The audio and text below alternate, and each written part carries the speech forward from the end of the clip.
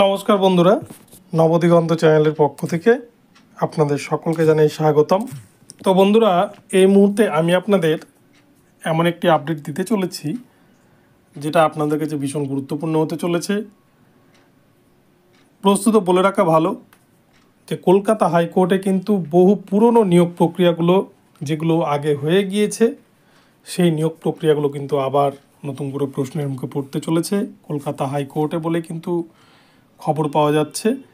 তো কোন কোন নিয়োগ প্রক্রিয়ার ক্ষেত্রে আবার নতুন করে মামলা হতে চলেছে বলে শোনা যাচ্ছে, আপনাদেরকে বিস্তারিত ভিডিওতে জানাবো। তবে এখান থেকে বলা যেতে পারে বেশ কিছু নিয়োগ প্রক্রিয়া কিন্তু আবারও নতুন করে চ্যালেঞ্জ হতে চলেছে, সেখানে হয়তো সিবিআই তদন্ত হতে পারে। তো আপনাদের সাথে বিস্তারিত ভিডিওতে জানাবো। তো সবার আগে আপনারা বলে রাখি, যারা প্রথমবার চ্যানেলটি ভিজিট করছেন আপনারা অবশ্যই চ্যানেলটিকে সাবস্ক্রাইব করে নেবেন, কারণ এই ধরনের আপডেট আপনারা সবার আগে সর্বপ্রথমে কিন্তু একমাত্র নবদিগন্ত চ্যানেলে পেয়ে যাবেন। তো চলুন বন্ধুরা, তাহলে আমরা এবারে আজকের এই আপডেটটি বিস্তারিত প্রথম থেকে শেষ পর্যন্ত দেখে নিই। তো বন্ধুরা, আপনারা জানেন যে রাজ্যে সদ্য 26,000 শিক্ষক এবং অশিক্ষক কর্মী চাকরি চলে গিয়েছে, যেগুলো কিন্তু তৃণমূল আমলে চাকরি পাওয়া। তৃণমূল শাসিত সরকারের আমলে 2016 সালে যে স্কুল সার্ভিস কমিশনের পরীক্ষা হয়েছিল, সেখানে যে 25,753 জন প্রার্থীকে নিয়োগ দেওয়া হয়েছিল স্কুল সার্ভিস কমিশনের পক্ষ থেকে তথা রাজ্য সরকারের পক্ষ থেকে, সেই নিয়োগ প্রক্রিয়া চ্যালেঞ্জ হয়েছে, যেটা কিন্তু সুপ্রিম কোর্টে এখন রয়েছে। এবং সুপ্রিম কোর্টে মামলাটি আজকে উঠেনি। আপনারা জানেন যে মামলাটি কিন্তু আগামীকালকে সুপ্রিম কোর্টের 2 নম্বর আইটেমে থাকছে। আগামীকালকে এই মামলার চূড়ান্ত রায়দান হয়তো হতে পারে। তো এর মধ্যেই আবার বেশ কিছু চাকরি কিন্তু করা নাচ্ছে দরজায়, এক কথায় বলা যায়।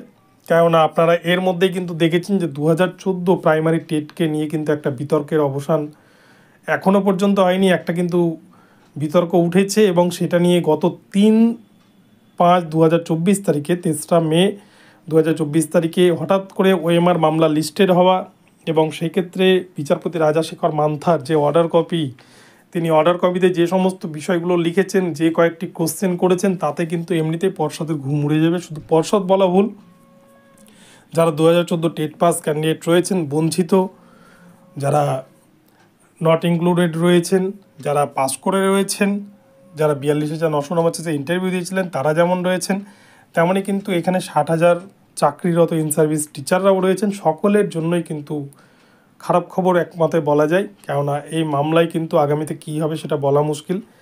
তার উপর মিডিয়াগুলো যেরকমভাবে দেখাচ্ছে, তাতে কিন্তু 2014 টেট বাঁচবে কিনা সেটাই এখন সবথেকে বড় প্রশ্ন। তো এদিকে যেমন 2014 টেট নিয়ে একটা দরজায় কড়া নাড়ছে এসএসসির মতো, ঠিক তেমনই কিন্তু অপরদিকে 2017 প্রাইমারি টেট নিয়ে কিন্তু আগামীতে নতুন কিছু হতে চলেছে। কেননা আপনারা জানেন 2017 যে প্রাইমারি টেট পরীক্ষা হয়েছিল, যার নিয়োগ প্রক্রিয়া কিন্তু এখনও কমপ্লিট করতে পারেনি প্রাইমারি বোর্ড, যেখানে কিন্তু 9,533-এর যে প্যানেল, তার সিংহভাগই কিন্তু 2017 প্রাইমারি টেট পাস ক্যান্ডিডেট। এবার এই 2017 প্রাইমারি টেট নিয়েও কিন্তু একাধিক অভিযোগ রয়েছে। সেই টেটে বিভিন্ন অনিয়ম বেনিয়ম এগুলো প্রশ্ন কিন্তু উঠেছে, এবং সবথেকে বড় কথা 2017 প্রাইমারি টেটের যে ওএমআর সিট, সেটারও কিন্তু ওএমআর সিট নষ্ট করে ফেলেছে প্রাইমারি বোর্ড। ওএমআর সিট তখনই পর্ষদ নষ্ট করে যখনই কিন্তু সেখান থেকে দুর্নীতিকে আড়াল করতে চায়, সেটা কিন্তু এই দুর্নীতির জন্যই সমস্ত ওএমআরকে নষ্ট করে ফেলা। আর সবথেকে বড় কথা 2014 সালের যে ওএমআর মূল্যায়ন করেছিলেন যে কোম্পানি, এস বাসুরায়ন কোম্পানি, সেই এস বাসুরাই কোম্পানি কিন্তু 2017 সালেরও ওএমআর সিট মূল্যায়ন করেছিলেন, যেটা কিন্তু উইদাউট টেন্ডার, অর্থাৎ কোনোরকম টেন্ডার ডাকার আগেই অবৈধভাবে এস বাসুরাই কোম্পানিকে দায়িত্ব দেওয়া হয়। এবং সেক্ষেত্রে কিন্তু 2014 এবং 2017 দুটো নিয়ে প্রাইমারি টেট যে কন্ডাক্ট করা হয়েছিল, দুটো টেটের ক্ষেত্রেই কিন্তু প্রাইমারি চেয়ারম্যান ছিলেন মানিক ভট্টাচার্য, যিনি বর্তমানে জেলে রয়েছেন। তো মানিক ভট্টাচার্যের মদতেই এস বাসুরাই কোম্পানি টেট পরীক্ষার কিন্তু মূল্যায়ন করেছিলেন।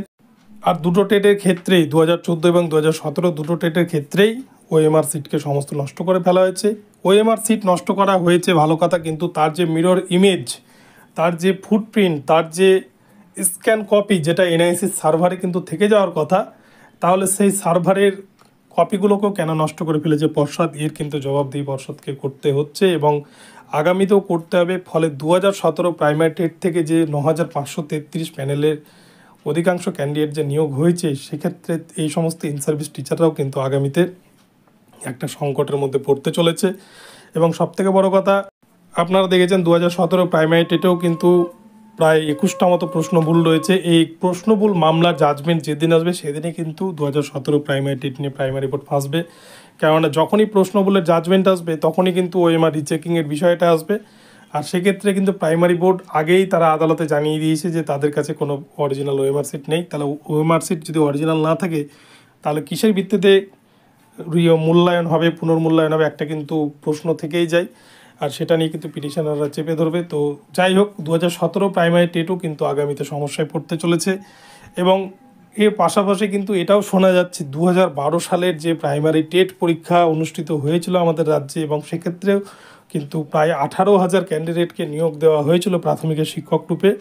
সেক্ষেত্রে কিন্তু 18 লক্ষ পরীক্ষার্থী পরীক্ষায় বসেছিলেন এবং মাত্র 1% সেক্ষেত্রে রিটেন এক্সামে পাস করেছিলেন, এবং যতজন রিটেনে পাস করেছিলেন সকলকেই কিন্তু নিয়োগ দেওয়া হয়েছিল তখন প্রাথমিকের শিক্ষক হিসেবে। 2012 সালে প্রাথমিকের চেয়ারম্যান ছিলেন মানিক ভট্টাচার্য এবং শিক্ষামন্ত্রী ছিলেন ব্রাত্য বসু মহাশয়।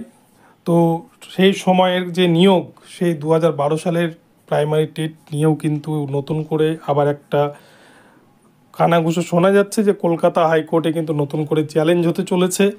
তো আগামীতে হয়তো 2012 প্রাইমারি টেটও সমস্যায় পড়তে পারে। তো বন্ধুরা, দেখা যাক আগামীতে কি হয়। আর আগামীকালকে কিন্তু স্কুল সার্ভিস কমিশনের যারা সদ্য চাকরি হারিয়েছেন তাদের কিন্তু ভাগ্য নির্ধারণ হতে চলেছে সুপ্রিম কোর্টের। ফার্স্ট আওয়ারে আগামীকালকে শুনানি হতে চলেছে, 2 নম্বরে মামলাটি রয়েছে। তো সেক্ষেত্রে প্রধান বিচারপতির বেঞ্চ এই মামলার ক্ষেত্রে কি জাজমেন্ট করে সেটাই দেখার। এবং আগামীকালকের যে শুনানি হতে চলেছে সুপ্রিম কোর্টে, যে শুনানি হবে এসএসসি চাকরি বাতিল মামলায় গ্রুপ সি, গ্রুপ ডি, নবম দশম এবং একাদশ দ্বাদশ, এই ক্ষেত্রে যে জাজমেন্ট আসবে সেই জাজমেন্টের উপর কিন্তু অনেকটাই ডিপেন্ড করবে আমাদের রাজ্যের পূর্বে হয়ে যাওয়া বহু নিয়োগ প্রক্রিয়া।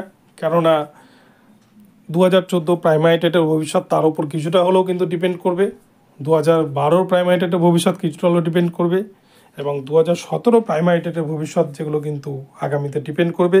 তো আগামীকাল এসএসসি মামলাটি কোন দিকে যায় এবং বিচারপতি DY চন্দ্রচূড় স্যারের বেঞ্চ ঠিক কী নির্দেশ দেন এটা নিয়ে, এটার দিকেই কিন্তু গোটা ভারতবর্ষের মানুষ মুখাপেক্ষী হয়ে রয়েছে। কেননা এটা কিন্তু পশ্চিমবঙ্গের মতো একটা রাজ্যে যেখানে 26,000 শিক্ষক অশিক্ষক কর্মী চাকরি কিন্তু এক লহমায় চলে যাচ্ছে, এখানেও কিন্তু ওএমআর সিট নেই। সেই ওএমআর সিট নিয়েই কিন্তু দ্বন্দ্বটা, যেখানে সমস্ত দুর্নীতিকে লোপাট করার জন্য পর্ষদ কিন্তু ওএমআরকে লোপাট করে দিয়েছে যে ওএমআর না থাকলে কোনো প্রমাণ করতে পারবে না।